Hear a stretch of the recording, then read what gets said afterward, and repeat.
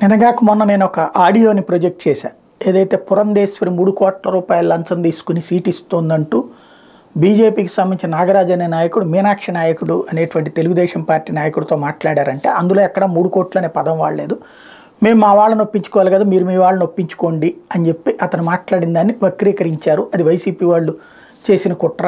Telugu Desam party నాయకుడు ఆ కుట్ర చేస్తూ అది వైసీపీ వాళ్ళు దాన్ని ప్రమోట్ చేశారు అన్నది నేను ప్రస్తావించాను. మొన్ననే ఆడియో వినిపించి మరీ ప్రొజెక్ట్ చేశాను.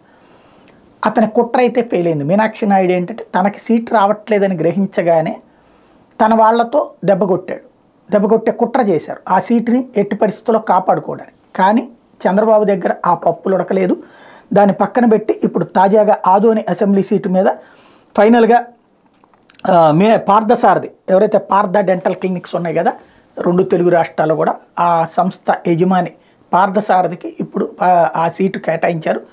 తద్వారా చంద్రబాబు దగ్గర ఆ కుట్ర పనిచేయలేదు. అక్కడ ఈవెన్ భారతీయ జనతా పార్టీ కూడా ఆ ట్రాప్లో పడలేదు. అక్కడ ఏంటంటే పురంధేశ్వరి డిఫెన్స్లో పడిపోవాలా, చంద్రబాబు డిఫెన్స్లో పడిపోవాలా అన్నటువంటి, అంటే మెయిన్ చంద్రబాబు కాదు, పురంధేశ్వరి డిఫెన్స్లో పడేయడం కోసం ఆడిన నాటకం విఫలమైంది.